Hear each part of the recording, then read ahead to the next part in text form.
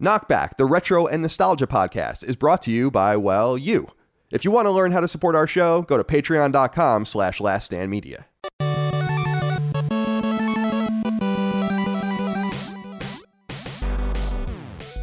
Greetings and salutations. Welcome back to KnockBack. My name is Colin Moriarty. I'm joined as always by my brother, Father Dagan Moriarty. Dagan, thank you for joining me today, my father. How are you? Some would say Boogan Dagan. Boogan Dagan. Boogan Dagan. Go see the priest Boogan Dagan. How's life, my friend? Now, I have to admit, we are recording this again because we got 10 minutes into the show like twice. And Zencastr was actually having an outage that day. So we've come back a couple of days later to try again. And so maybe it is an omen in some way itself, is that we talk about cursed items, cursed digital. I didn't even think of that. Goods. And maybe this is one of those things. Maybe we are ourselves cursed. Maybe we've cursed the entire Zencastr network. Yeah, because that's never happened to us before. So now it just happens to occur during the Omen episode. Yeah, it's like it's like, do not record this. You don't want to record this. And yeah, it's annoying because I was experiencing errors on my end that I have never experienced before. And I thought it was like, I had just restarted my computer. So I was like, oh, maybe it was like some Microsoft thing, but it actually was them. So that made me feel good because I don't like when things break and I don't know how I'm not very smart. I have to be honest with you. Like, I'm really holding on for dear life in a lot of different ways. And that's in one of those ways is the technology. If anything goes awry here, I don't know. I don't know. Troubleshooting the tech it's tough. It's problematic. It's not fun. So it's a weekend. We're recording right before football starts. I'm actually happy to do it because it just wastes the time before football starts. That was the nice thing about living in California, the 10 a.m. start time, so it was perfect. But anything on your mind that you want to go over today, Dake? We both told stories on the previous episode. Maybe those will find their way into a lost episode one day. Yeah. Yeah. We could kind of rehash those later on. The funniest thing happened last night, actually. It happens to be timely for this episode, too. And I think it applies a little bit because it's somewhat of a religious tale in a way. So Helene told me this hilarious story last night. By the way, also, it's so cool when you could speak to this, Kyle, when you know somebody for so long, a family member, a friend, whatever, and you hear a story that you never heard before. And I don't know how Helene never told me this story because it's hilarious and just short and sweet. It's not a big one. So Helene went to Catholic school, kindergarten through 6th grade. And then 7th grade kind of reintegrated into she started with public school. So she's in 7th grade out here in Pennsylvania, public school, middle school. She's taking, what did she say? It was some sort of math test. And I guess she thought that she wouldn't be able to do well on this math test. So she had a cheat sheet created, right? And she wasn't typically like a bad or sneaky kid. It was just one of those anomalies that we all go through, right? And she said she was really nervous about doing it and everything like that, but she did it. And lo and behold, she gets caught by the teacher and called out in front of the entire class. Teacher's like, sees the cheat sheet, tells Helene to stand up in this quiet classroom of 25 kids, kind of publicly shames her, sends her to the principal office. Okay. So Helene's absolutely flabbergasted. She's completely just devastated. And feels so bad, immediately so remorseful, has the walk of shame down to the principal's office. Helene said she was trying to, now you're at that age, right? 12, 13, 7th grade. Like that's the epitome of embarrassment for a kid. That's when you realize all the, your public status in school and your social status and everything like that. Everything's on the line. So she said she's trying, it's all she could do just to not break down and start crying. Like the tears are welling up, just about to fall, and her mouth is like in this frown where she's just trying to maintain her composure, but she's barely holding it together. And the principal, I think, kind of sees this and is like, okay, kind of feels bad for her and is like, all right, well, we all make mistakes. I'm going to send a note home to your mom and explain this, and no big deal, slap on the wrist, whatever. So Helene's mortified to tell her mom. So she has this letter from the principal that she's supposed to give her mom herself. And I guess the principal's trusting her to do this. And Helene has the idea that she's going to give it to her mom, hand this slip to her mom in church. So, there could be no repercussions because the mom can't start hollering and yelling in church and everything like that. I think that's the funniest thing. And she says she hands it to my mother-in-law in church, and her face just goes, she could see the anger in her face, but her strategy paid off because she couldn't really do anything in that moment. She couldn't yell or scream or get angry. And I think also the clever thing is by the time that hour had passed or whatever, the anger diffuses a little bit. So it would have never been as bad. I think, she got the tongue lashing and everything like that, but it wasn't going to be as bad as if it was immediate. So I thought that was the most clever, hilarious strategy in the world. And that's how you think as a kid. You know what I mean? Those are the type of things you think of. Those are the kind of strategies you employ to get out of trouble or minimize the damage, the fallout from doing something wrong. I just thought that was the best. That's awesome. Yeah, rules. It's. I couldn't imagine her cheating either. Did you cheat when you were a kid? We were talking about this last night over drinks. I don't know if he was there when you were in high school, called Mr. Williams, or my social studies teacher. Yeah, he was there, but I didn't have him. He had a bad reputation for, I hate to say this because who knows what was true or what wasn't, but that like, he was a drunk. That's like what I remember people saying about him. Yeah, alcohol problem. Like he could have just been some dude. Like I don't know. So like I don't want to. He was off. He was one of those. He was that pushover teacher that we all have at some point in our education, right? Where it's like it was easy to get one by him. So you would like hold up. He would like, did you do the homework? And you would literally just hold it up, and he would from his desk like look and then check it off. And I remember holding up like English homework. It didn't matter. He wasn't really paying attention, type of thing. So that was the extent of my cheating, was taking advantage of those, the chinks in the public school education armor, if you will. But I never really remember cheating, like writing things on my hand or, going back and forth with another person, some kind of, Morse code thing going on, or holding up, sharing cheat sheets or anything. I never really did anything like that. Yeah. Yeah. I don't know. I feel like I must have cheated in math. Like for sure. I think, with formulas and stuff like that, I'm pretty sure. I saw something really clever recently, actually just yesterday on Twitter. A dude had these like Bic pens, just your normal Bic pens, and was engraving things like finely into them and then using them to cheat on tests. And like, it just looks like a pen, but it has like, you could just spin it in your hand as you're using it. And it's got like all these like sentences written on it. And oh my God, that's labor intensive though. I was going to say, like, can't you just learn? I mean, at that point, can't you just learn the information? I mean, if you're going to go through this and put your like Supreme Court cases or whatever you're doing on your pen, like just learn them. I knew what Marbury versus Madison was when I was in 10th grade. I mean, let's get over with. Let's just get it over with. That is so much work. So I thought that was funny, but I definitely, and in college, I didn't cheat because I was really afraid of, I wouldn't have done that anyway, but like the repercussions there would have been extraordinary. Plus, I don't know how you cheat in the classes I was taking in college anyway. I mean, I've said I had classes where there was a midterm and a final. Like, and that was literally it. Like 30%, 70%. Oof. And there was like nothing else. That's a lot of pressure. And then you would like sit down. I remember specifically in a colonial America class, the final was like 8 questions and you picked 4 of them. And that was it. Okay. And I remember getting through the first like 3 and being like, I don't know any of these.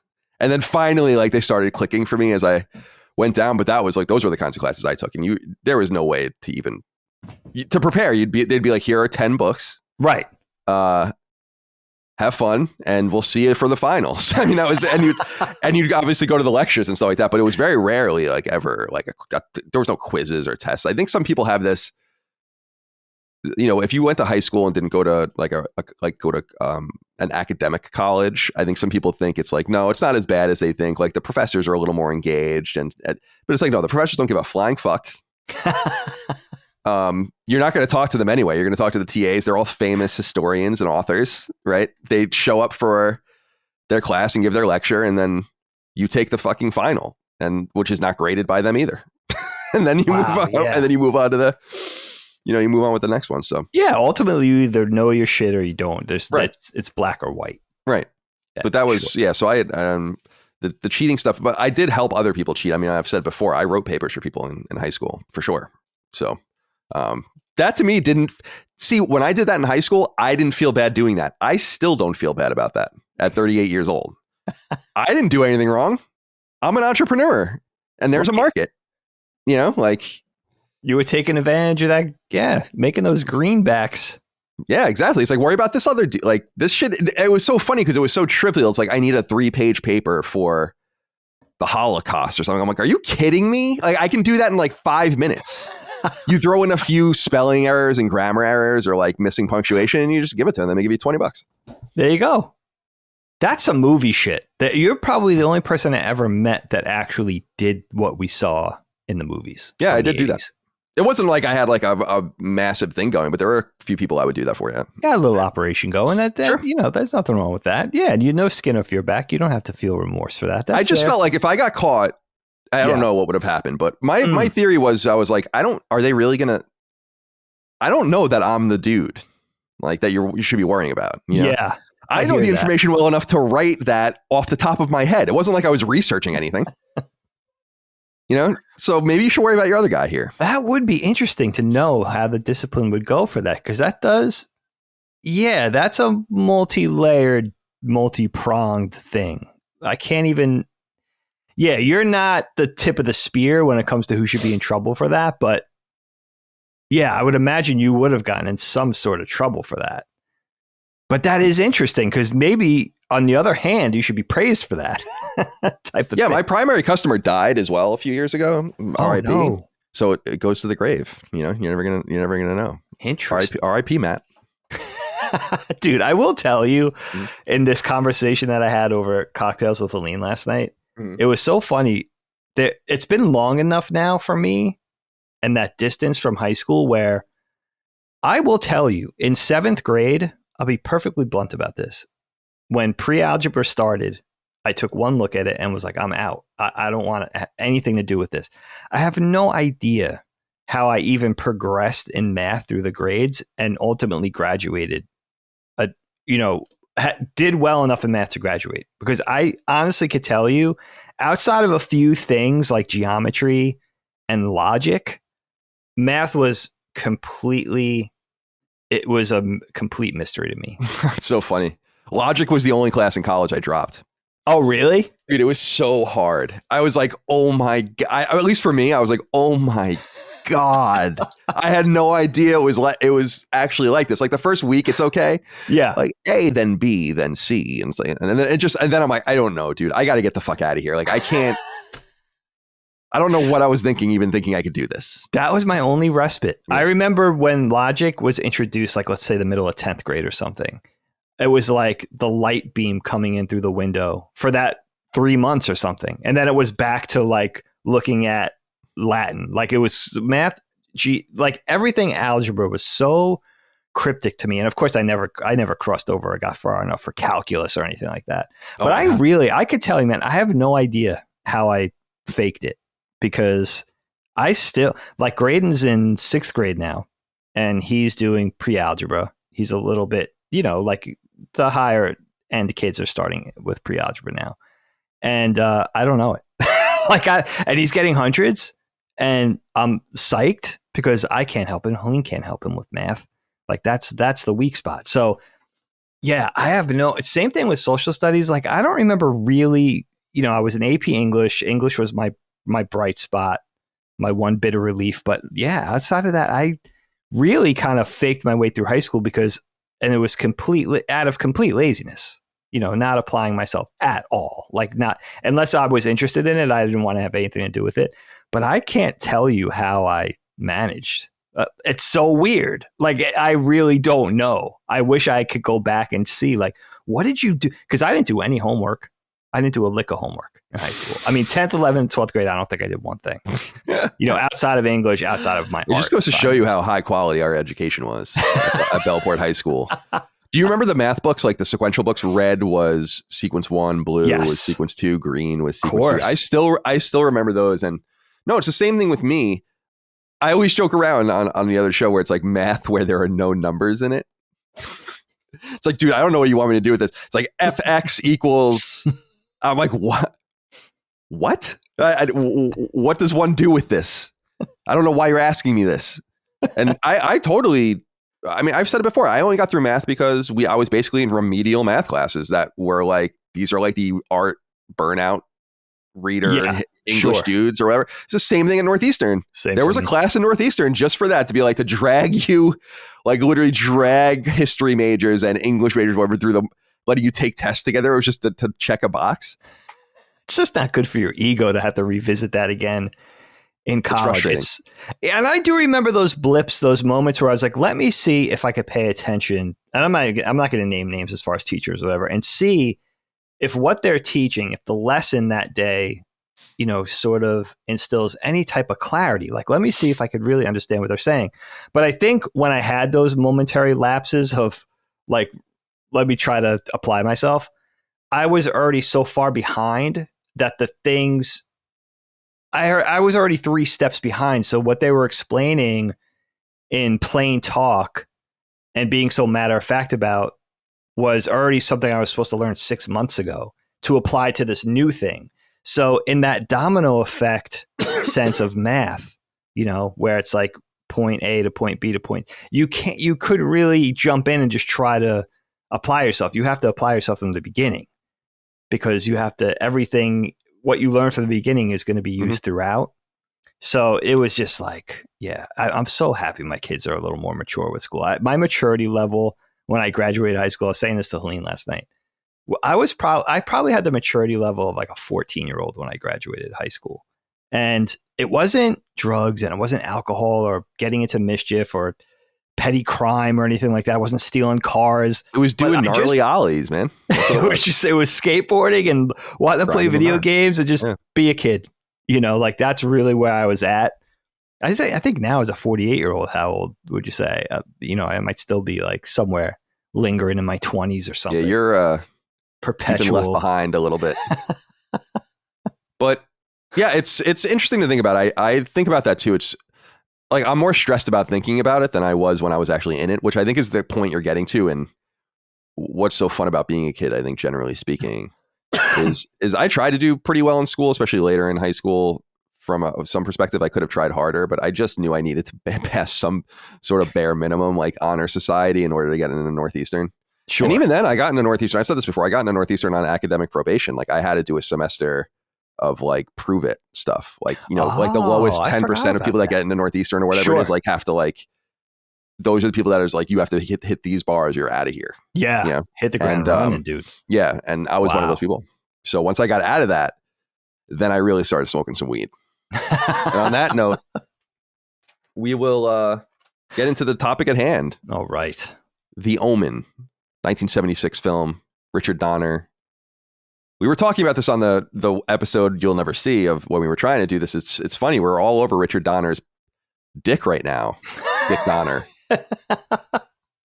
This is his 4th film that we've done. We've done The Goonies and Lethal Weapon 1 and 2. And more to come, I'm sure. Mm-hmm. And as I said on that previous episode, no one will hear, David Seltzer was actually a major writer on Willy Wonka and the Chocolate Factory in 1971. One of my favorite movies of all time. So he's very welcome amongst us as well. But I'm curious, Dig, what your history is with this film. You were obviously young, so you're not going to remember when it came out. You were 3.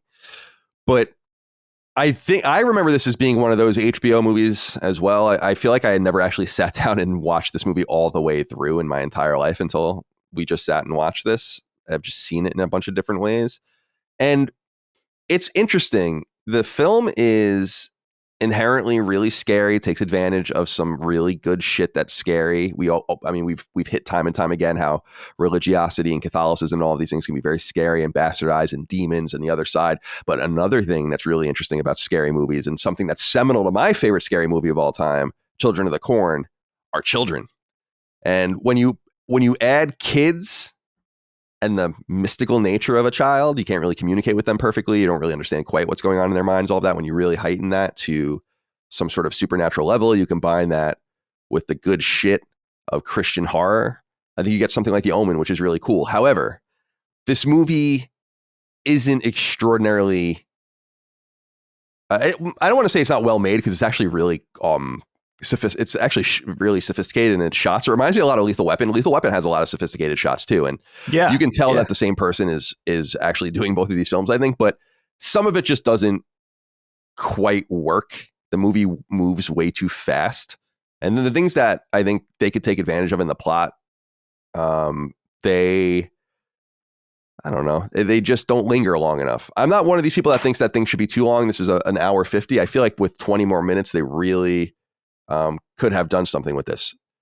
Dig, someone's at the door. Hold on a sec. Sorry. Oh, no problem. No problem. Entertain the audience if you want.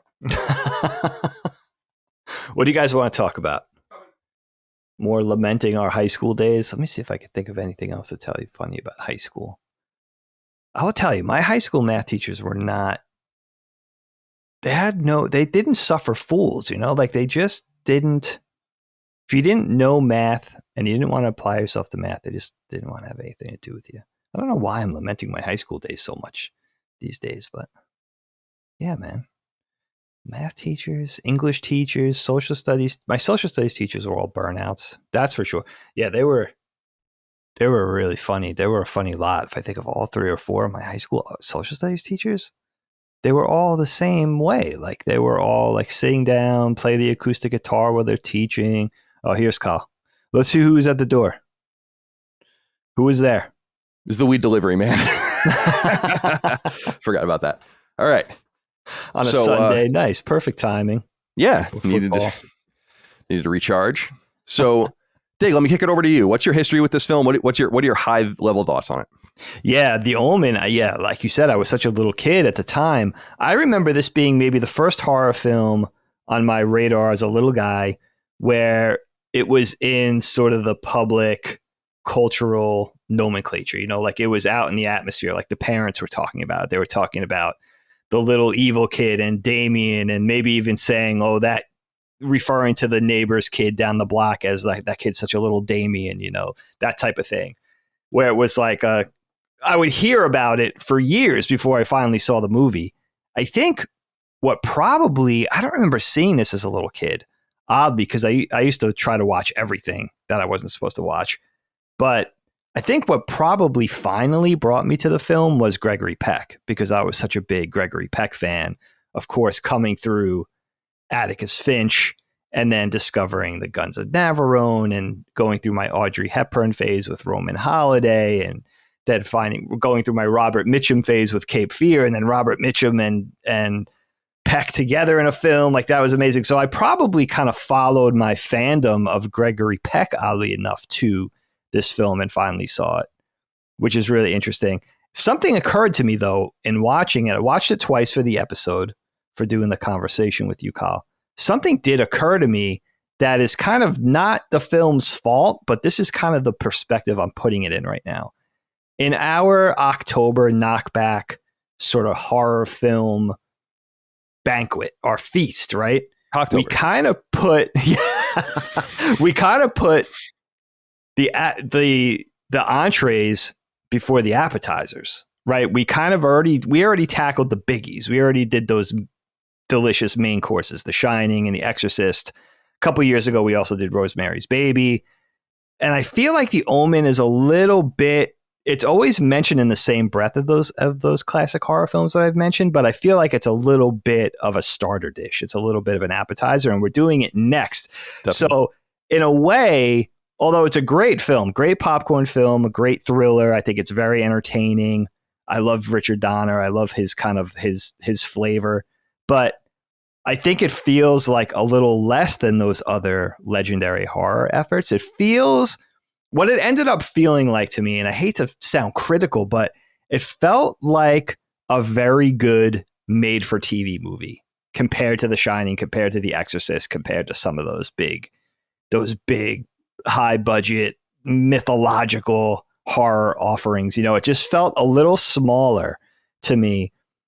Brilliant acting and a very simplistic story done very elegantly. I'll say that. I think this movie is very elegant, but it just felt like a little less.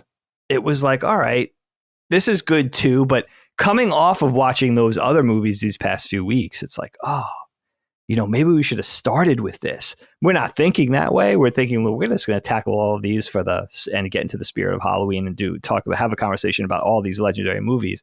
But that's the way it felt to me. And then it's interesting to know that Richard Donner was really a TV, film, and series director at this point. This was kind of his first foray, or one of his first big forays into feature filmmaking. And then, of course, he'd go on to do Superman and Lethal Weapon and some of our other favorites, Goonies and Scrooged and The Toy in the early 80s and all that.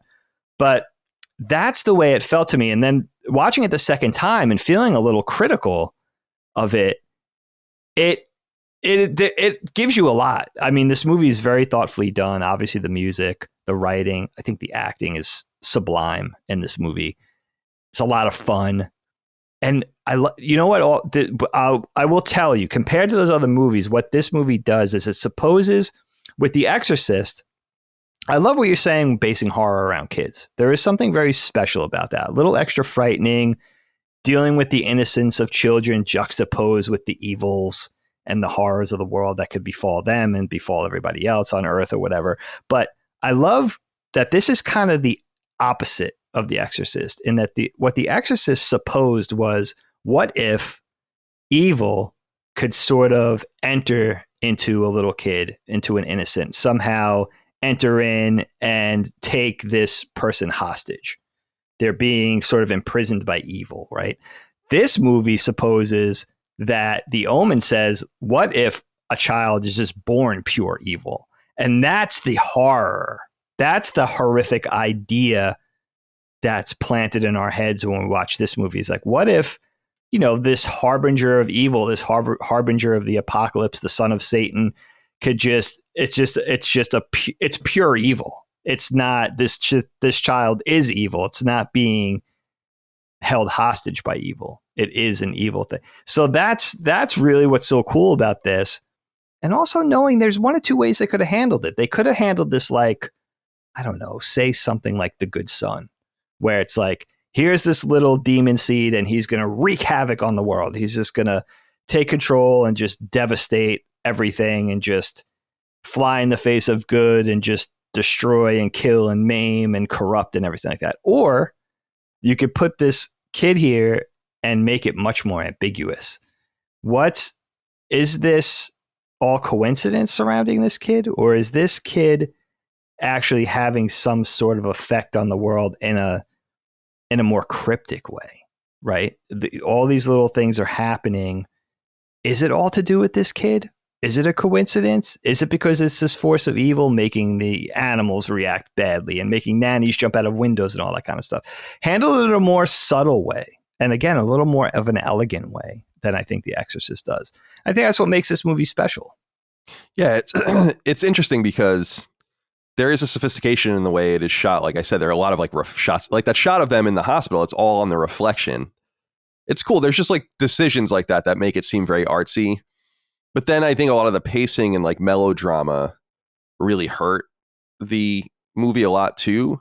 See, what the shame about this movie not coming off quite as strong as maybe some of the others we've done, Rosemary's Baby obviously being a high point, The Exorcist, things like this, is there's a really solid, rock solid idea here. Actually, really, really fucking cool idea, mixing up horror into an almost Manchurian Candidate type situation with a little boy, and it has this political intrigue, and it's about this man who is the ambassador to, it looks like the Vatican or Rome. So it's not clear if it's Italy or he's to the Vatican. I couldn't quite figure that out. But then he gets sent to St. James, John Adams' old role, and all of this stuff kind of falls apart. And he's obviously, there's a little bit of exposition about how they think he might be president. And we were making fun of that, actually, Micah and I, because we're like, the ambassador to president pipeline is not exactly a thing. I don't know.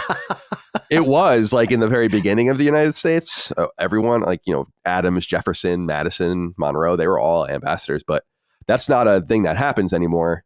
And so we thought that was pretty funny, but I like the way it's structured around this political thing. And it actually is one of those films where I'm like, this is the logical beginning of a series. And so I dig that. I think that's really cool. I think the ending of this is dope. Like it's a dope ending. Good. dope ending. Love it. How he finds his way in like with the president, and It's so good. that's good shit. Like from point A to point Z, it's really pretty cool. And I love the death scenes, especially. I think the death scenes are dope. I think not always executed well from a practical effects standpoint, but they're super cool. Like the window cutting the dude's head off, the lightning rod shot is just dope. I mean, that's just great. And the whole idea about how it's being seen in the pictures and all this, there are so many cool notions, but maybe not as well executed as it could have been, which makes it a little bit of a shame. Now, I know that this movie was remade in 2006. I have not seen that version. No, me either. But I would be interested in seeing that to see if they could clean it up and start again. Because I do think the Omen, you want to get your series, your serialized kind of Freddy and Jason shit, and you don't really need to justify how they're returning or why they're back in the dreams or how they're revived or whatever the case might be. Here, I think you have something that's more akin to like a political thriller with horror touchings that could have made it something more. And so, yeah, it comes up a little short in that regard. Well, let's start at the beginning. What do you think about, first of all, I love them showing the babies crying and there's no sound. I think that's awesome. There's something really haunting about that. And of course the chanting, the Latin chanting. I mean, there's nothing scarier than that. I just think it's so dope. And again, it gets into the old, ancient, mystical, unseen nature of Christianity, something so old and something truly old, something in America we often lament. We don't have anything truly old here. We had our pictures taken for our engagement photos at Thomas Jefferson's childhood home in Central Virginia. Which is from the 18th century. And like, that's about as old as it gets in the United States. And that's fucking cool. You know, there's like Thomas Jefferson's little schoolhouse where he learned how to read. And there's his like, there's like the slave quarters or whatever. And there's all these things and they still exist. But this is many times older. And so there's a mystique with that. And I think that that's really cool to take advantage of that. So what do you make of that whole intro scene? Switched at birth, kind of the secret that Gregory Peck hides from his wife and ends up cursing them, potentially cursing humanity. And so many questions about that situation too. Like they say later, like, I saw the mother or whatever. It's like, who gave birth to this thing? What's going on here? So what did you think about that whole intro sequence? Very unsettling. Yeah, it really is unsettling. It starts in that rainy night, Rome. It's June 6th, right? It's 6 a.m. So you have the 666 thing from the beginning. You jump right into the action. But the thing is, there's so many questions at the beginning. Why, so you have this young, I guess supposedly half young ambassador to Italy, American ambassador, and his wife. They lose the child, practically at childbirth, they say, in a VO. Some voiceover exposition that the child took a breath and then died. And then in that same hospital, supposedly that night, another mother died in childbirth, but the baby survived. So this priest comes to this American ambassador and says, look, you could have this child has nobody. You lost your child in childbirth. Your wife need never know. Hey, the kid even looks like you a little bit. Take this son and consider it a blessing for you and your family. So the entire thing starts with this deception, not only of these priests, this Catholic order on this man, but this man that accepts this deception and decides to, thrust it upon his family. So the whole thing starts as a lie, right? So he's going to take this baby home and pretend it's theirs, which is a pretty crazy, sick thing to do. And he made a decision in that moment to do it. So what is it really saying about Gregory Peck's character, about this Robert Thorne guy, right? But then the mystery of why are these kindly priests and nuns thrusting this situation on this guy? Do they not know in that moment that this baby came from this? Because later on they say, like, it sounds like he's going to say the mother, that's the Father Brennan character. Later on it says the mother was a demon. Was the mother a jackal in this ancient sort of biblical legendary thing that the Antichrist would be born of a jackal, that type of a thing? Do they know? That's my big question from the outset, Kyle. Do they know? Does this priest know what he's doing to this family by giving them this baby? Is it a kindly gesture, or is there something already at play that, underhanded at play here? I'm not sure. It's not really spelled out. So that's my first big question mark with the movie. But then going in, you realize it can't end well for the Robert Thorne character because the entire thing is kind of set up by his deception. And I think eventually you forget that. He lies to his wife. You could look at it in two ways. There's kind of a moral quandary here because you could look at it two ways. Is this guy just trying to do something positive for his family, where it was like this would make his wife happy, and maybe she would never need to know. Maybe this would be the thing that they need to get along in life and be happy and harmonious and all that? Or was it something that he should have thought about for another 2 ticks before he, basically brings this orphan child home and plays it off as his own son, which it's not. Yeah, it's excuse me. It's interesting because it's cowardly. Ultimately, it's a cowardly move.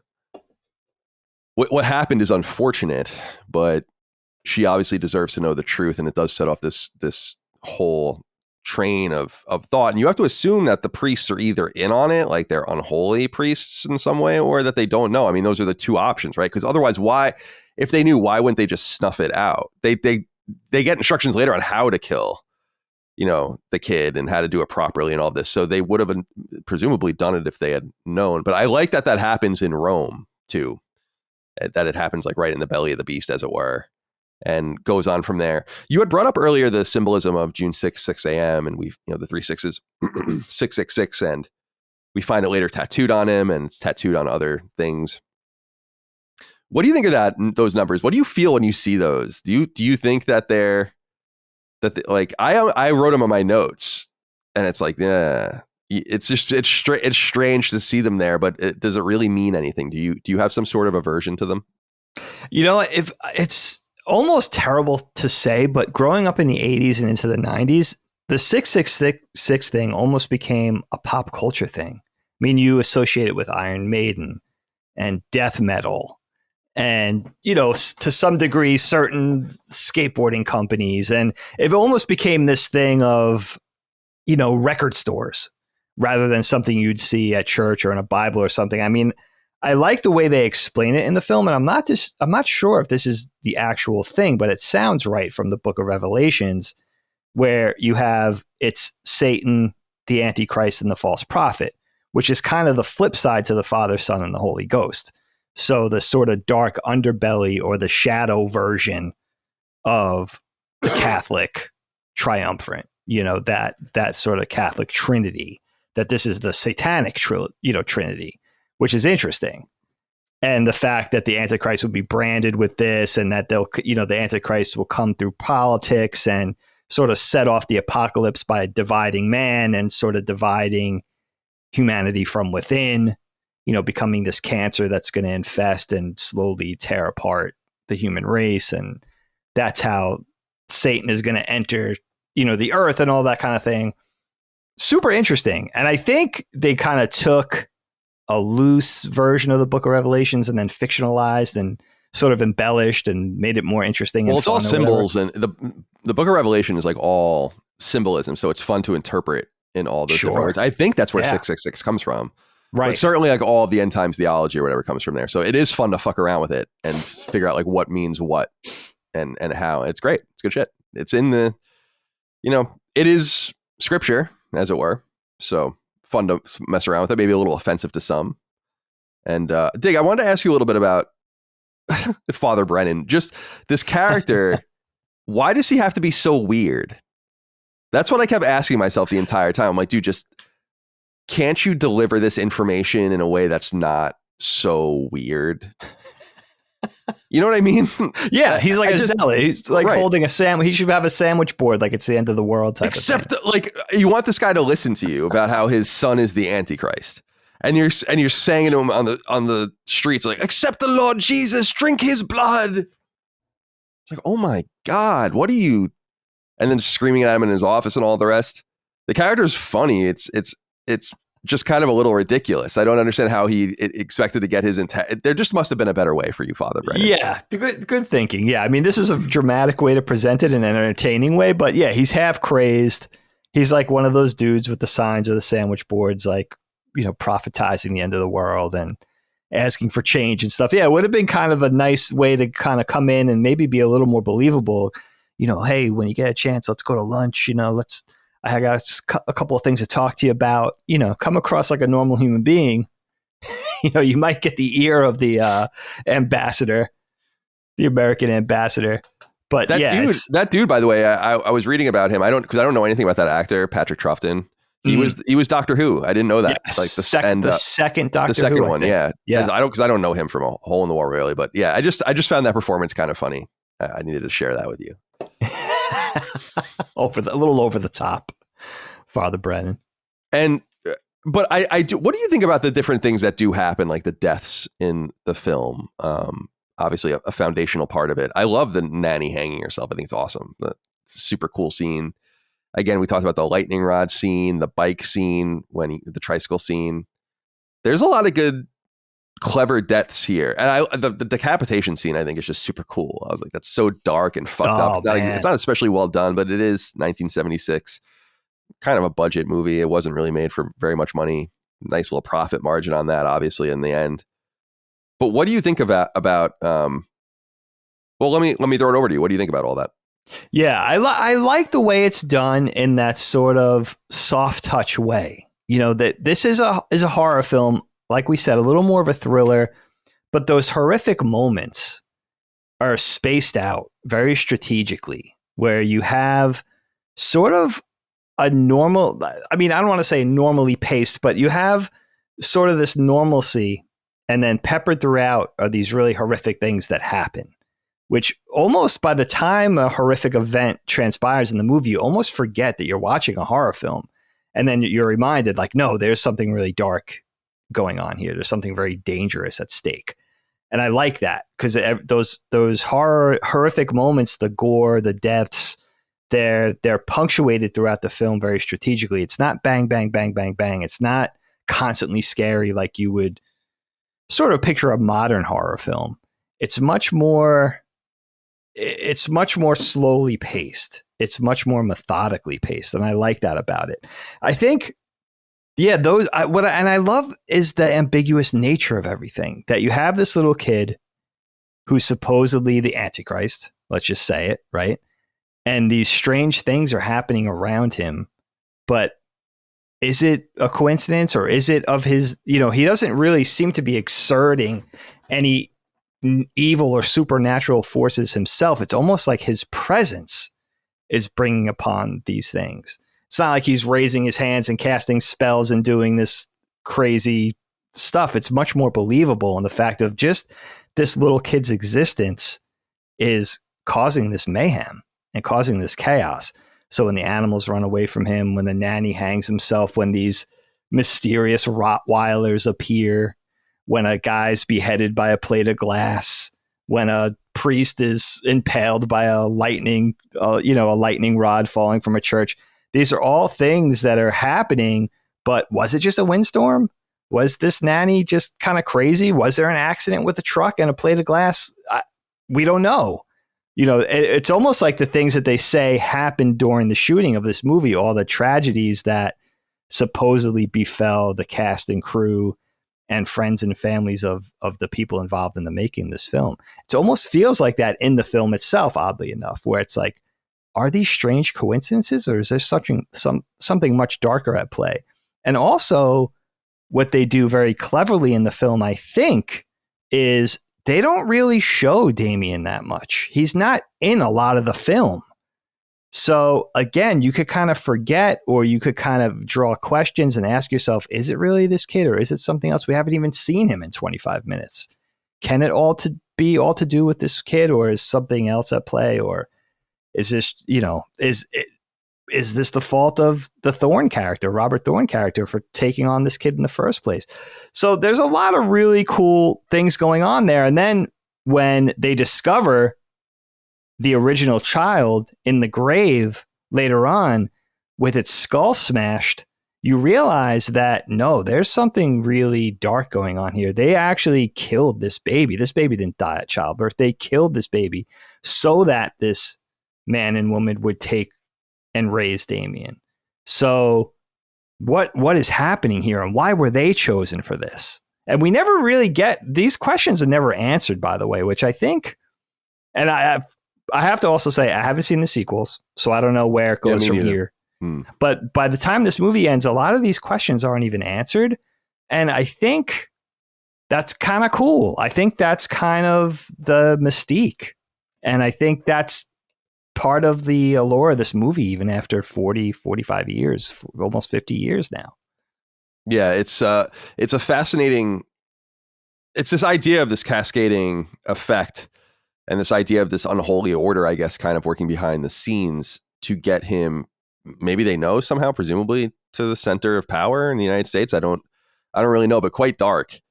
And the one thing I do think is a little strange is Gregory Peck's, or the Robert Thorne characters, and the mother not so much, Kathy Thorne or whatever, not as much as him in the sense that she seems to be a little more in tune with something being wrong, but he seems so, they just don't seem to be worried about anything. I love that scene when he freaks out by going to the church, like he's just absolutely going insane. And then when he's recovering from that, one of the eerie things they note is that he's never been sick, like never had a cough, never been ill. Just really strange, scary things that should give you some sort of premonition when one's stacked on the other, especially because he knows the provenance of the baby. And so I find it all a little strange that he that he doesn't think something's up a little sooner. Like he's just kind of rolling with the punches. He really does. Even refuses to admit something might be wrong here. Right. Even when Blaylock shows up, or Baylock, and she might be part of this, or I don't know where she comes from. Like I don't know if she's the part of this unholy upside down cross type order or whatever, but she shows up, they let her stay. She kind of figures out a way to get with the baby directly. We don't really know too much of what they say to each other, although she has that, that quote, "Have no fear, little one, I'm here to protect thee," which is a pretty cool line. But the Rottweiler thing, where it's like, who is this Rottweiler? And then he's like, all right, whatever. There's just a Rottweiler in the house, and the Rottweiler comes back. They don't fire this woman. There's like no discipline. There's no order. So, of course, I mean, the demon was very, Lucifer or whoever was very wise to focus on this very unfocused and undisciplined family unit. But I'm glad you brought up the animals. Is that not another baby-like thing where it's strange? You can't communicate with babies, can't communicate with kids in like a really effective way. You don't quite know what's going on with them. Animals the same way. I love the inclusion of the Rottweiler. I think the Rottweilers are really cool. Some of the scenes are funny when they're fake Rottweilers, and you could tell that someone's like on the side of the camera, just like with some stuffed animals going like this. But what did you think about the use of animals, baboons too? Something scary when they flip out. I don't know if it's true or not, but we definitely as humans have long given them these almost sixth sense like abilities that I am sure when wolves were being domesticated was part of the allure and part of the spiritual draw and the give and take of the human and the wolf as they became dogs. And so we still treat them like that today. Like when Rush or Treble hear something or freak out, it's often annoying, but sometimes I'm like, oh, what are you hearing? And then you figure out they're hearing something like far off or something not quite on your level. So the inclusion of the animals I thought was pretty clever and made the movie much scarier. I'm curious what you think. Yeah, the animal part was, first of all, I mean, I'm reminded of the idea of a safari park. Now, you're way too young for this, Kyle. I don't think, have you ever gone through like a drive-through safari park before? I went to the Disney thing, like at Disney World, but I don't know. Animal Kingdom thing. Yeah, Animal Kingdom. Yeah, I think that's what it's called. Yeah, that's all I've ever done. That's interesting. I didn't even think of that. That's an interesting one because there are real animals there, but there is a lot of fake stuff there too. And that's done in such a way where the animals can't really approach your vehicle because there's like electrical fences and stuff like that. But back in the day, and I'm sure there were others as well, I'm almost even too young to remember this, but for instance, they had a drive-through safari thing at Six Flags Great Adventure in Jersey. And I think that was the one in closest proximity to us growing up on Long Island. So I remember that being a thing, at least into the 70s. where people would drive their own vehicles through these things, and you're trusting people to behave and to, behave accordingly and not feed the animals dangerous things and not open their windows when dangerous animals are coming up, that type of thing. Also, they would, the monkeys and other type of animals, maybe certain birds and stuff, would destroy the top of your car. So like the headliner of your car on the outside, the exterior, in the 70s, they still had, some of the car models had fabric on that. Like people would be driving around with that stuff for years, and you would know, like, all right, that guy, that bozo went through the safari park at Great Adventure because his headliner is completely ripped from the outside. Like it's all torn. You could see, which was really funny. I remember we went on a block fun. trip. Yeah. I don't, it's so crazy. Like I feel like that would never exist now, although it might exist in other countries. I'm not sure. It might still be a thing. I remember in the 70s, we had a sort of neighbor trip. All the neighbors went on like a voyage to Great Adventure. So we drove the 2 hours to Great Adventure. The families loaded up their cars with their kids, and they went to this thing. And I guess we were there, but I was too young to remember driving through the safari park. And I remember being so horrified at the idea of you drive through and you got to keep your window shut because there's wild animals, whether it's monkeys. I'm not sure they really did the jungle cat thing and everything like that. Probably giraffes, things that were relatively docile, right? But I remember the idea of that being interesting, but also scary, and never really being old enough to remember going through it, because I think by the time the late 70s were ushered in, it was already like, this is a bad idea. We have to do away with this. It's not. People were feeding the animals weird shit. People were getting hurt. Sure. Oh my God. People were getting out of their cars. I'm sure, dude. There was no hippies. Yeah. What could you do? What could you possibly do to ensure that people, abide by the rules? The infrastructure you would have would be enormous to keep everybody in check, right? You could never have enough people or enough watchfulness. So I think they finally did away with it. But that's what I was reminded of watching this sequence. And the idea of baboons is horrifying. Think of a baboon, right? They're like extra agile, extra vicious dogs but extreme intelligence, but they're also governed by like a sheer primal instinct. Like all they want to do is fight, eat, and fuck. But they're super intelligent also. All right. Right? Like, why would you drive through dozens of baboons? And I think they also say like a typical male baboon is like 10 times stronger than a man. So it's like, why? Good stuff. These are like super powered beasts. Like, why would you mess around with these things? But it's so cool that the animals, they have that instinctual reaction to something that doesn't feel right. Like there's this evil presence. We got to get out of here. The giraffes run away. The baboons freak out. And just there's this force of nature happening that is having this effect on nature, right? It's making the wind blow. It's destroying buildings and causing people to commit suicide in deference, like this is all for you, Damien. Like, they're sacrificing themselves and stuff. It's pretty crazy stuff. Yeah, I dig the mix in the Omen of the melodrama, some of the weirdness. It's not the highest quality film like we were saying earlier. So I think it allows itself to kind of play around the edges around the margins with some funny things, some interesting ideas, and makes it pretty believable. I wanted to ask you about the scene I actually really dig for reasons that maybe it shouldn't be dug for, which is the windstorm scene that when Father Brennan is killed. Now, I like this scene, and I find this scene incredibly unsettling because the wind is clearly localized to him. And I know that this is the nature of however they're creating the wind with huge fans or whatever they're doing. Yeah. But it's incredibly scary because when there are these scenes with huge backgrounds, long tree lines and ridge lines, and nothing is moving, right? Like nothing is being affected by the wind. There is no weather there. I'm like, that's probably not what they intended or were hoping for, and we're probably shooting to avoid those kinds of shots. But it makes it much scarier because it means that it's like just being focused on him and following him around. Maybe it's not even truly happening. I don't know. As he stumbles towards, and then obviously he gets to the church and gets impaled.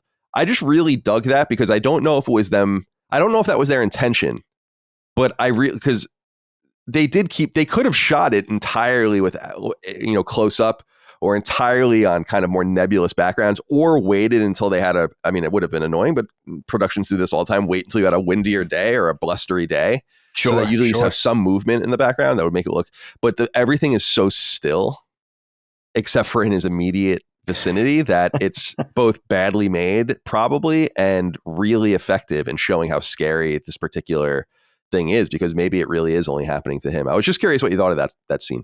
Yeah, it's a great scene. Really one of the most memorable ones, I think, for me. Yeah, and you have to remember this movie was shot on a shoestring. I mean, I think they did it for less than $2.5 million, the entire film, with Gregory Peck's salary factored into that and everything. That's saying a lot. I know they had huge wind machines for this scene that they were blowing the leaves through. Supposedly, the dolly shot was mounted for the first time ever, maybe in a movie, on a hovercraft. So the hovercraft was actually being somewhat propelled by these wind machines. So they had a really smooth, really fluid dolly shot mounted on this hovercraft. And I like that too. Like the fact that it seems extra supernatural. Like there's this evil force chasing this priest down that's just there for him. So if you look far enough into the distance, the weather's not even like this, not even windy. That just makes it extra creepy. I love that. Right. Do you think, I'm sorry to interrupt. I was just going to say, do you think that was the intent? Or do you think that was just like, this is the best we can do? I think that was probably not the intent. I think that was probably something to make it look realistic. We have these fans. Supposedly they had a lot of these things. It was really whipping up a gale.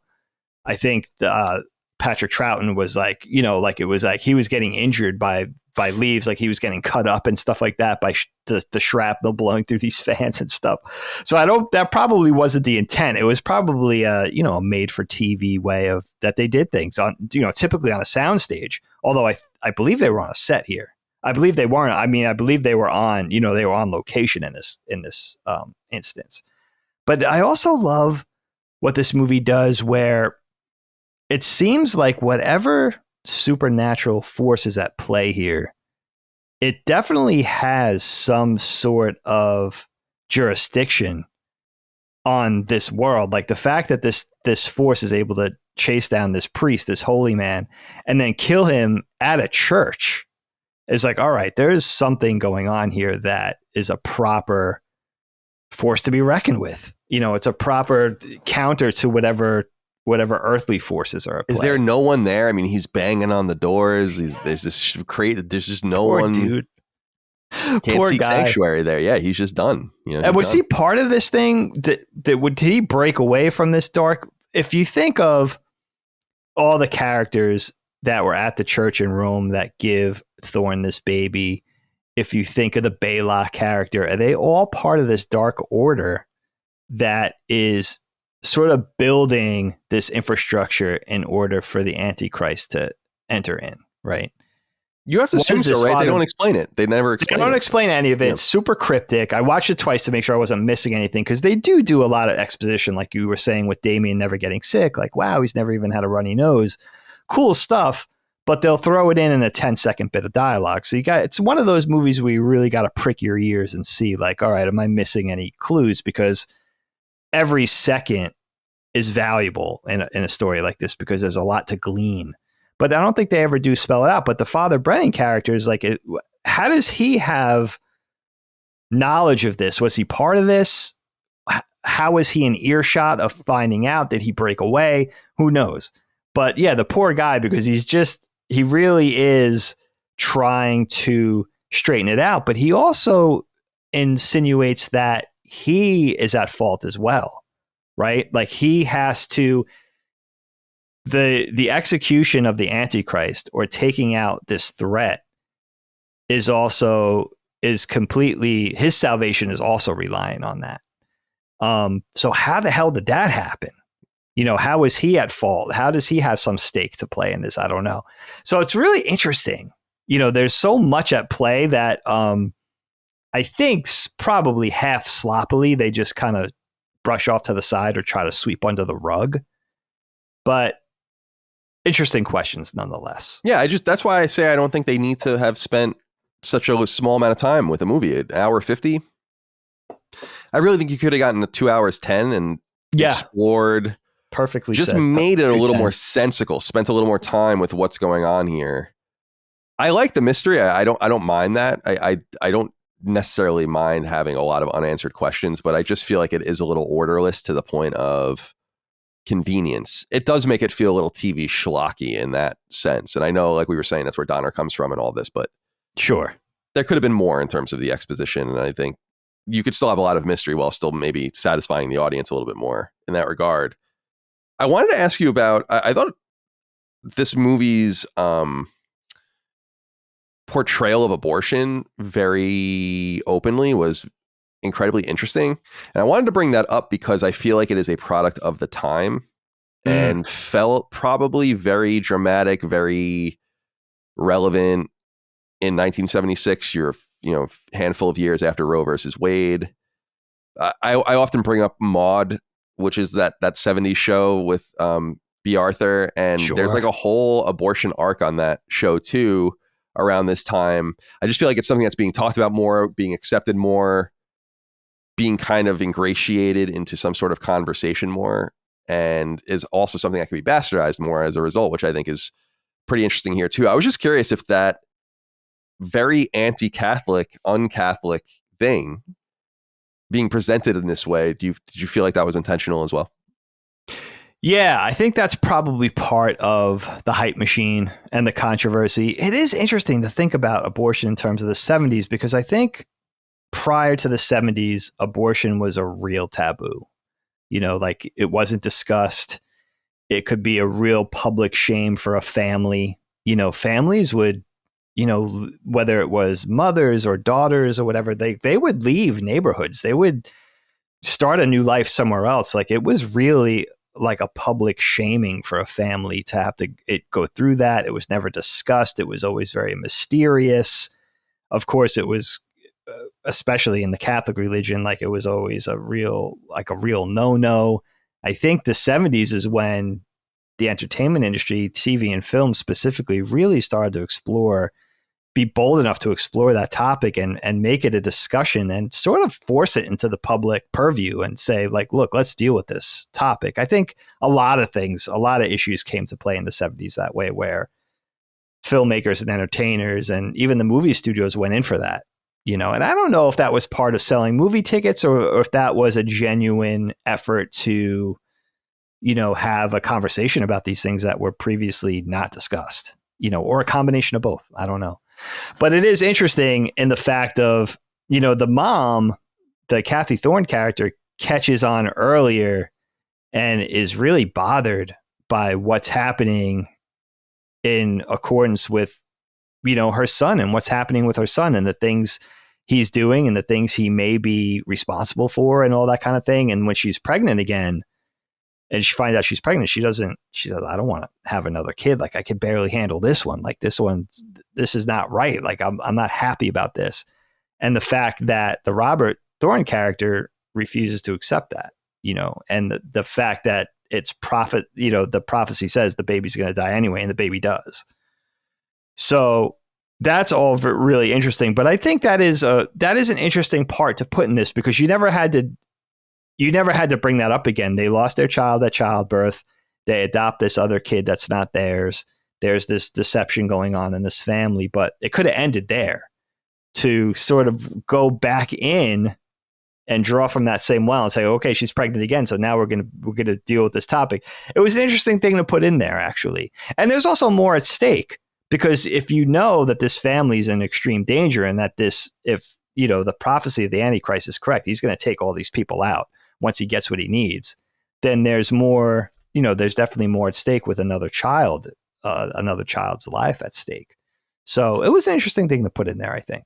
Yeah, it's cool to play on like the mother's instinct, like a motherly instinct, this premonition that something's not right, and the refusal, like you said, of the father to accept it. I can dig these different themes. The unfortunate thing is that he says something like, Gregory Peck says something along the lines of like, I'm going to do everything to make sure this prophecy doesn't come true. And then like 5 minutes later in the movie, and that's what I'm saying about just having more time.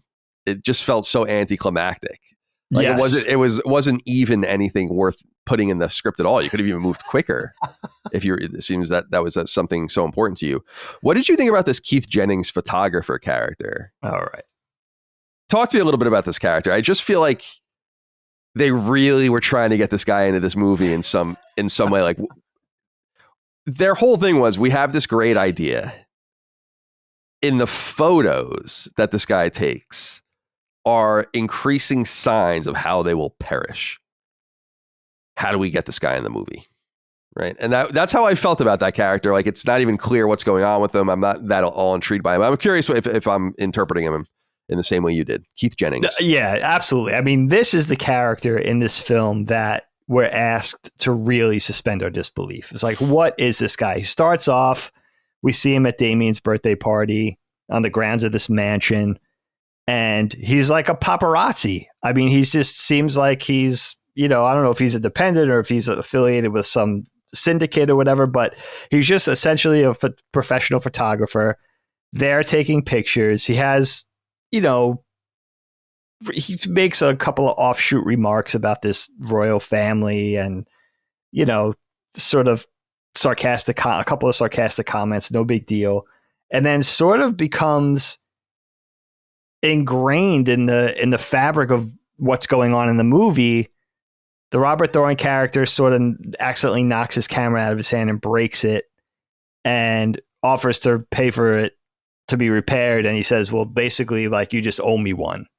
And that's where it takes off, where it's like, okay, now he's some supernaturally powered, gifted photographer that while he's developing the photos in this dark room, he could see the foreshadowing of, he could basically tell that people are going to die by these lines that come through the development process. And basically what it is it insinuates that this character is going to die, and he figures this thing out, and it's never really explained why. And then the photographer and the Robert Thorne character sort of team up.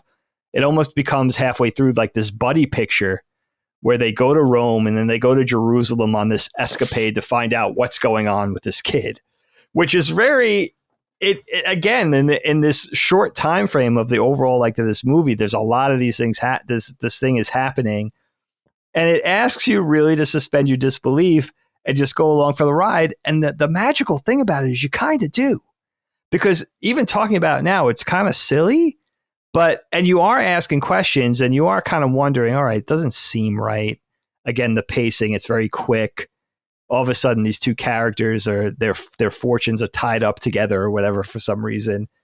And again, these magical pictures that this guy shoots, and then he becomes, this photographer character sort of becomes this expert in religion and crypticism, and he's like this religious scholar all of a sudden. It's really, really strange. But I think what saves it is that it's just brilliant acting. If you get the photographer character, David Warner, I mean, he's like a Royal Shakespeare actor. I mean, Hamlet and Henry V, and you know what I mean? Like, he just comes out of that school of being able to carry a performance. These are just gifted actors. You have Peck, you have Lee Remick, you have David Warner, you have guys like Patrick Troughton, you have this entire cast, right? The woman who plays Baylock. These are magnificent actors. I think that's really what grounds this movie, because by the end of this movie, it gets crazy. I mean, there's so many problems. That's the sign of, I think, good horror. I think this is good horror, and that's kind of its limit. When it starts to fall apart at the end, the further away from the end it starts to fall apart, I think there's a relationship between if the movie is like good or great, or has the potential to be good or great. For instance, Rosemary's Baby kind of falls apart like at the very, very end. Yeah. But it's so good until then that you get so close, that it's a classic, and like a stone cold classic in my mind.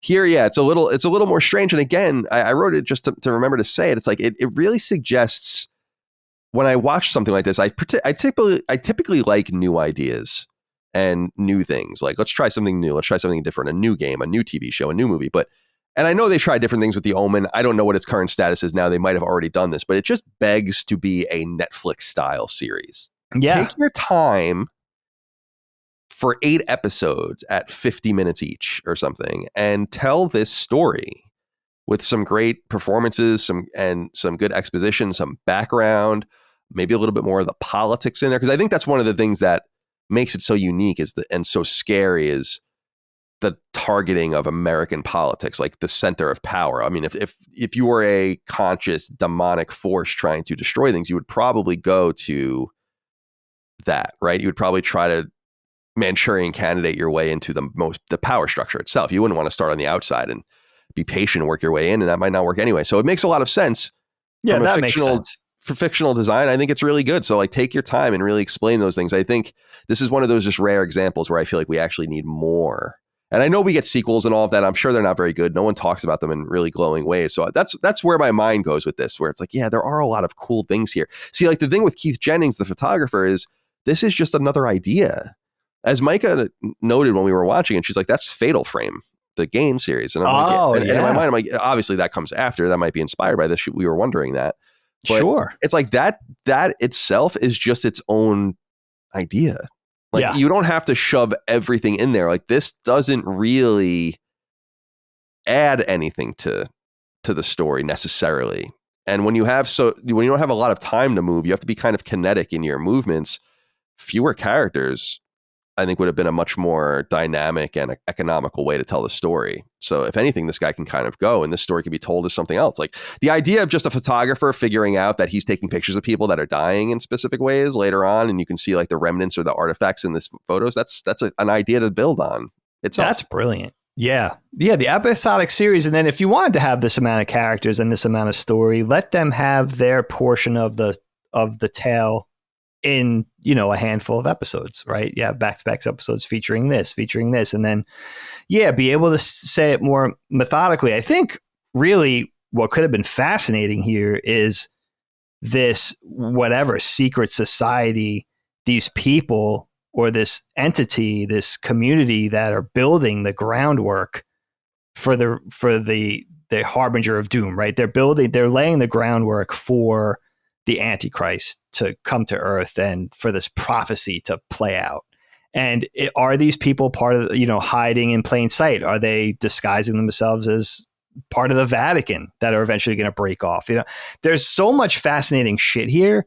And I think they start to tell you that story, but there's just not enough time and there's just not enough budget, and they have to do what they do and get in and out. But here's the thing, Kyle, I think this is one of the rare cases that this movie doesn't spring from or isn't built upon an existing novel. Like they're writing this story from scratch. This would have been a good instance for, adapting a book for the screen. So you could take bits and pieces and it probably would have made more sense then. This is one of the rare instances, and I'm not a horror expert by any means, but this is one of the few things I can think of, at least right now, at this point in time, where it's like, this was built from, this was built from scratch. This didn't spring out of a novel or existing fiction. So that's really interesting. And I think I do wonder at the end of this movie, like even watching it a couple more times now, how much of it is just sloppy storytelling and how much of it was just relegated as unimportant to say what they wanted to say in a given amount of time. I really do wonder about that. And again, just a fascinating production in that they got these iconic actors, movie stars in some cases, or just very talented character actors and actresses. And they're all down to just give a very grounded, not sensational at all performance and make it as realistic as possible, if that makes sense. Like there's not a lot of stuff that doesn't, their performances are what lend the realism, in other words, I think.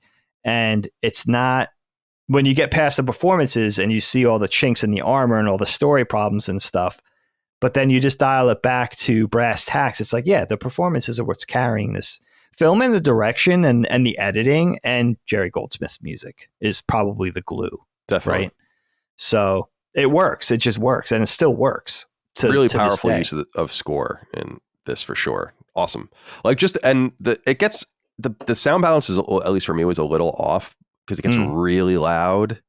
I like that in movies. It's just kind of unsettling when you're watching it at home. I like when movies get too loud as part of like, it's like overwhelming, it's building, and then it goes. I love when it does end and drops to silence. I dig that especially. It relieves that stress.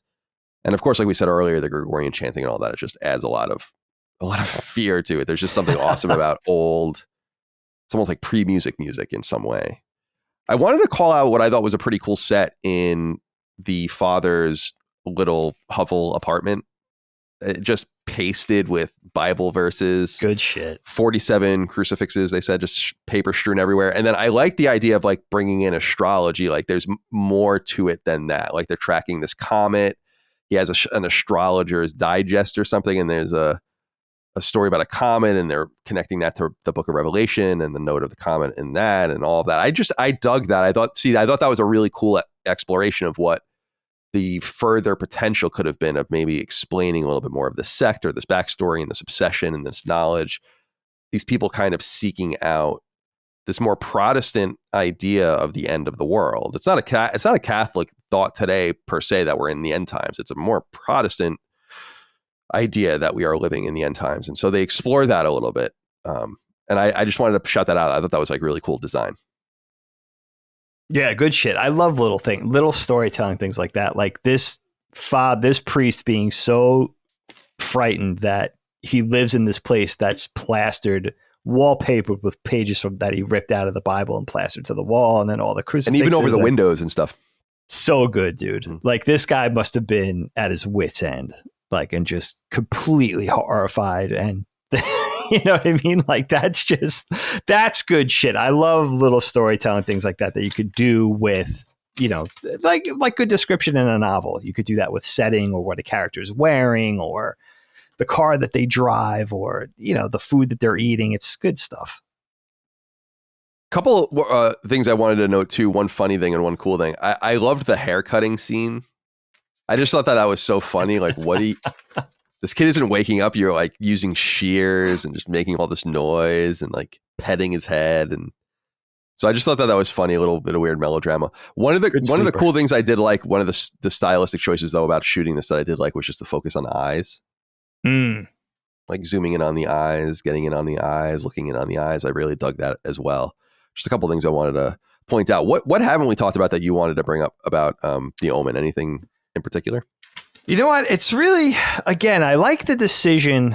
You realize that this movie, I said in the beginning, like you have like this, the bombast of The Shining or The Exorcist, these legendary horror films, right? But there is something really elegant and classy and a little restrained about the Omen. And I think that's what makes it so strong, you know, and watching it, especially the first time out this time around, I was like, oh, they should have showed Damien more. It would have been kind of enjoyable to see this kid. And because we want to get a sense of what he's all about. Is this a coincidence? Is he really the son of the devil?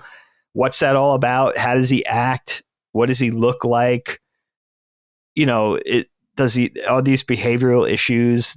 Is he a normal kid? Like we want to get a taste. And I think keeping him from us is a really great strategy in making us want more. And then I realized, yeah, you could have went the route of Macaulay Culkin in The Good Son and just make him this evil bastard and really showed it and really kind of played that out. Like he's torturing animals and he's killing people and he's setting things on fire and he's complete chaos. He's the human version of chaos. He's chaos personified. But it's, you know, they went the opposite route. They kind of took us through and pulled that carrot through and said, okay, we're going to make it ambiguous. Is Damien responsible for these things, or are these coincidences?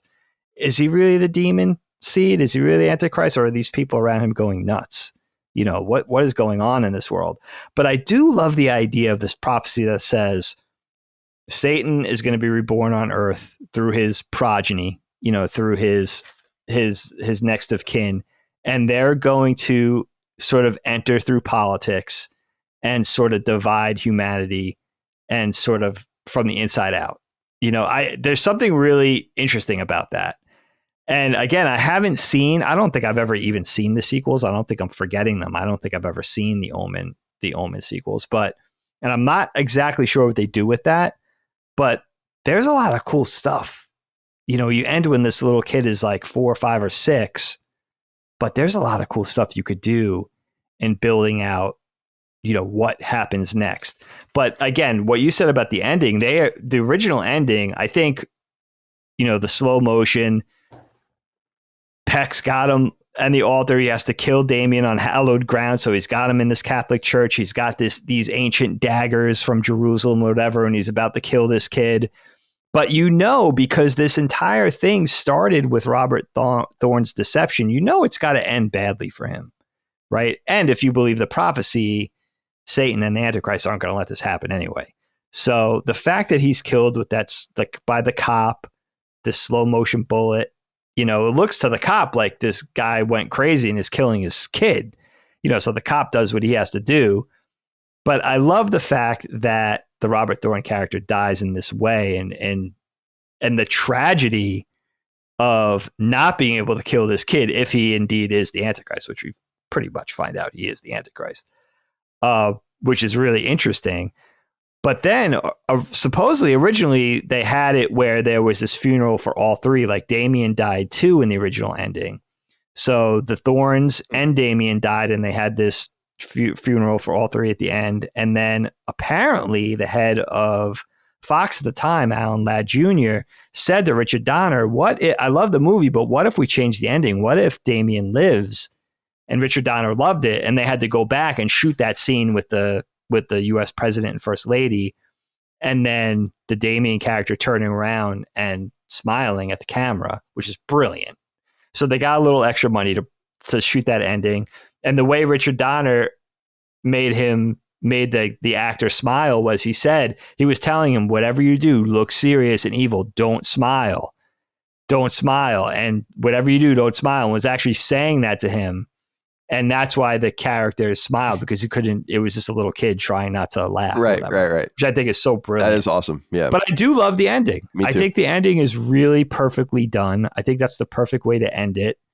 And it's the first time, because even while things are happening, little Damien's riding his tricycle in the hallway, or the thing with the animals, the thing when the nanny jumps out of the window and hangs herself, they still leave it very ambiguous as to whether, Damien has a very still water reaction to everything. They don't play it for showing him being responsible. They make it, again, very, very cryptic and very ambiguous until that end smile. That's the one, right as you're going out, right a beat before the credits, you realize for well and all that this is the Antichrist. Just from that smile tells you that there could be no more doubt. This is what we're telling you. This is the son of Satan right here. And I think that's so cool to actually solidify that on the last beat of the movie. That's good stuff. Yeah, I totally agree. I think that's very well said. I didn't know that about the reshoot at the end. And I think that's, we sometimes executives, I think many times people that are not necessarily creative don't know what they're talking about, but that's someone that did know, or at least hit right. Like that was a good move, maybe a money move for them to know that they can continue it easier with someone alive. And I also think it just makes the story stronger in the sense that it kind of all seems for nothing. If that there's this big buildup. So does he move on to another, proxy of some sort? Or so it's cool to keep him alive. And the only thing I think is weird is, do they ever say, like, the cops find him trying to kill Gregory Peck, trying to kill the kid, but then they have this funeral and all this and take the kid. What's reported about that death is something I'm really curious about too. I thought it was fucking hysterical, by the way, that Gregory Peck was just traveling on an airplane with 7 knives in his lap. Oh, 70s. I know, so different at those times, but I thought that was so funny. So yeah, I think that the ending it's a rare horror movie that ends really well. Very similar. I mean, we bring it up all the time, but Midsommar is one of those movies I think too that just ends. I was like, yes, this is perfect.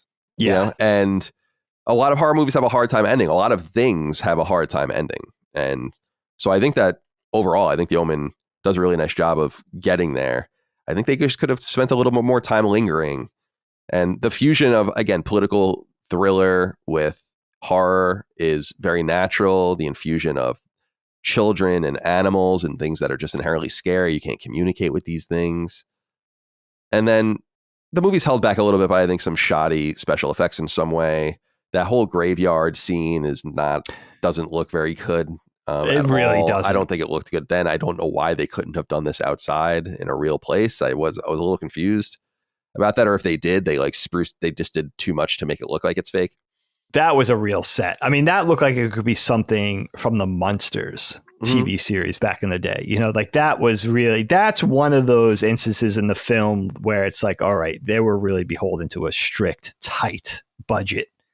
And they had to adhere. Dude. It's too bad. It was too bad. Why couldn't you go outside? Like, why couldn't you go to a real graveyard? You know, think about The Exorcist. When you were saying they really went to Iraq to go to those ruins. It's like, you can see that. I can tell. Yeah. Oh, you can see that because you can't, there's just certain things, especially in that time, there's certain things you just can't recreate in crude special effects or in practical effects. So yeah, there are certain things that just seem a little budget, and that's too bad. But I know they got a chance to remake it. I would be curious to see that remake. Mike had said that too. But they gave it 30 years in that case, right? 76 to 2006. So yeah, and I saw they released it on June 6th and all that. That's cool, you know. Or no, it's 2006. So yeah, June 6th, 2006, which is cool. Yeah, but absolutely. Yeah, I'm sure some marketing guy in like 1999 identified that. Was like, we gotta spool this one up. So they did. But anything else you want to say about The Omen before we exit? You know, the other thing that I have to go back to 1976. It is funny about that graveyard scene because all of a sudden I felt like we're transported back to the 50s. Like it was just like really like low budget, that whole sequence, which is a shame. And you're already on this escapade with this photographer, this ambassador who are like on this buddy cop mission. All of a sudden, it looks like something on Svengoolie or something. Yeah. It really does. Yeah. It really does.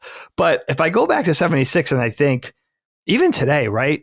But especially back then, Gregory Peck was in the public purview as Atticus Finch, which is the perfect dad, right? So he was the visualization of this famous dad from one of the most famous novels in the world, right? So everybody saw Gregory Peck as Atticus Finch, and he was all but retired by this time. They pulled him out of retirement to do this film. So the fact that you get Atticus Finch to play this dad and a father who's eventually tasked with killing his own kid was really interesting casting, because now you're taking what Gregory Peck was known for and you're casting him in a whole nother light. You're like kind of showing the dark side of Gregory Peck, which was very clever casting.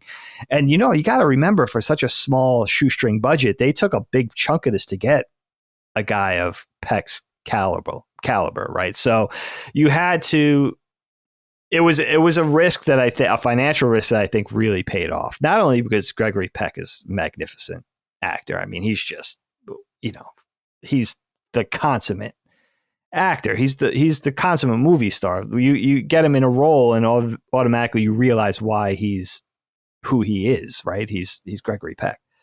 There was no one better. But yeah, I love that bit of casting, that bit of trick casting where it's like, we're going to take this guy who's known for this one thing and we're going to kind of stand it up on end and give you the shadow side of that, which was perfect for this film. I think it's an interesting film. I think we watched The Shining and The Exorcist the last few weeks, and I think almost everything pales in comparison to those two films still to this day. We're waiting for that bar to be raised again, like those two movies raised it. But I think this movie is a lot of fun, and it's just a great popcorn flick. And one of those horror movies that doesn't really have the jump scares and doesn't really have an obscene amount of gore. Like there's none of those, all of those, that smoke and mirrors is kind of thrown out the window. It's just a really great thriller. And then it's peppered with those moments.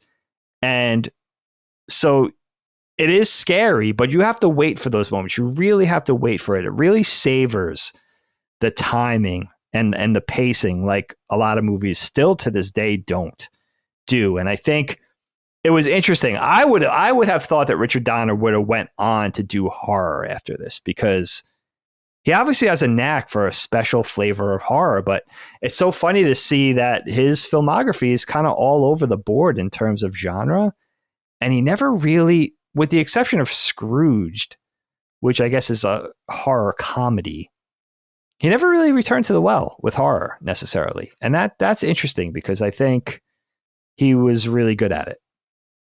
Yeah. Yeah, it's a special movie. It really is. It's an interesting one. It's critical in the horror conversation. Like, you realize that, because it does something different. It's not gratuitous gore. It's not gratuitous jump scares. It's not necessarily, I think it's psychological, but it's not overpowering. You know, I think it's just so. Yeah, I think it's truly something different in terms of just being a political thriller horror movie. I think the less you see, the scarier things get in movies like this. I think that's why I like tense horror movies where violence isn't really a predicate to getting you scared. And I've said before, and it's not to be gross, it's like, I'll pop a head in Call of Duty like a watermelon, and I don't think twice about that. That doesn't bother me at all.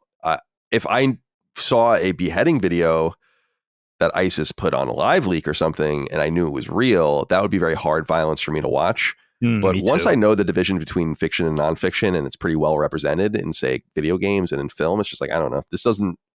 I know that's not real. It's not a snuff film, you know? So, right. So to me, I find the ethereal psychological horror just much more powerful. The Rosemary's Baby, Omen, Exorcist type stuff. Like, when we haven't in the evolution of horror films around this time is when we're even getting anywhere close to slasher movies. That's something that comes later in horror. I think people default to that as being like, that's the thing. It's like Freddy and Jason and Texas Chainsaw Massacre probably kicked it off around this time, and that's an awesome movie. I love Texas Chainsaw Massacre. That movie fucking rules. It's so good. Maybe we'll do that one next, but in my mind, that's a different kind of horror, and that's more teen schlock horror, and that's good, but it's not. There's never going to be a movie like that that's anywhere on the level of Midsummer. There's never going to be a movie like that that's anywhere on the level of The Witch. There's never going to be a movie like that that's ever on the level of The Shining. You know what I mean? Like, it's just, you can have your various teen films, and they're fun, but this is different. And, yeah, that leaves it special. Yeah, absolutely, dude. Yeah. Dig, let's exit. All right, as we always do with a dad joke, my friend. All right. Our friend Brian Henninger comes through once again. I think you're going to appreciate this one, Kyle. Hit me with it. Kyle, what did Darth Vader say to Cobra Commander? I find your lack of face disturbing. That's great. Two iconic villains. The two iconic villains of our childhood, right? I mean, in my childhood, yeah, for sure. I mean, you could throw Megatron in there, I guess, but that's it. I mean, those are the two most important. Yeah, Cobra Commander, he's no Darth Vader. I mean, I'll tell you that, and just not even close. But that's part of the fun of Cobra Commander, is he's supposed to be kind of incompetent. Yeah, and so it's there's like a comedic edge to Cobra. I don't know if that's played up so much in the comics. I don't really read them, but in the cartoon for sure, like he's supposed to be like a doofus. So yeah, absolutely. Yeah, but he's still authentically murderous. Right. You know, that doesn't, it doesn't leave him toothless. It just, maybe even more scary because he's so inept. Well, that's the thing, is like, I've always wondered that about him, especially as an adult, of like, how are you keeping control? How crazy are you? Or like, are you just like a Joker type character almost, like where you're just like, no one's going to fuck with you because you're just absolutely out of your mind. That's a good point. And then we find out he's just a big snake man. Right. Which they ruined it in the movie. That's so stupid, with Roadblock carrying him back or whatever. See, I love this idea, and I think the comics are more about this, of Cobra being like a domestic, like low key domestic terrorist organization where they're like your neighbor is a member, or like, so that kind of shit I dig. And I think the comics are more like that. Like, I think the Crimson Guard are like all college educated or something like that in the comics. Oh, is that right? Yeah. So like, I have to dip into the comics from the beginning and just, I'm sure there's collections, anthologies, right? Yeah. And like, yeah. Oh yeah, there definitely are. And yeah, so it's cool to like, I would love a reboot of that where it's more like that. Kind of how, like the Watchmen on HBO.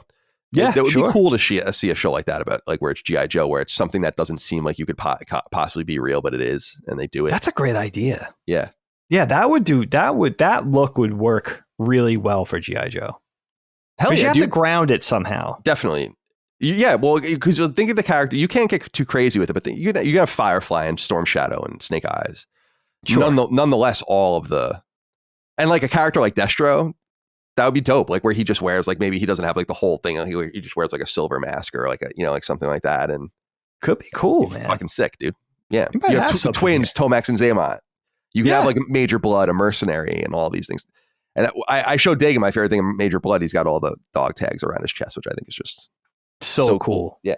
So there's a way to maintain the flavor and not make it something other than what we loved, but to make it a little more, I don't want to say grounded is such a played out word, but to make it a little more in step with what a live action series could be now, but also really pay homage to what we love about it without having to dilute that side of things. You have a sequel or season 2 with the Dreadnoks.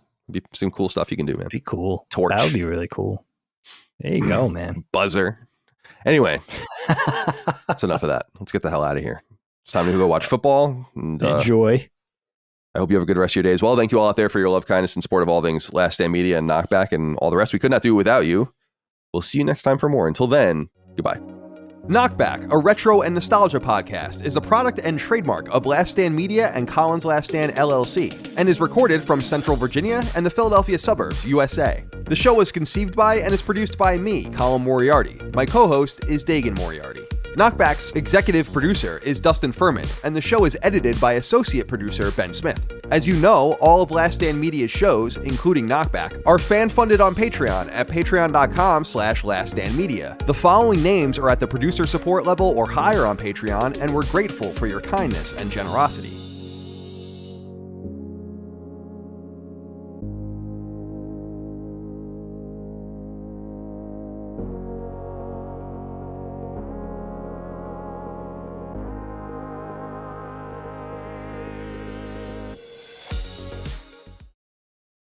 Greetings and salutations. Welcome back to Sacred... Oh, it's not Sacred Symbols. What am I doing? Take 2. I don't know if I would have caught that. It's pretty sad. Yeah.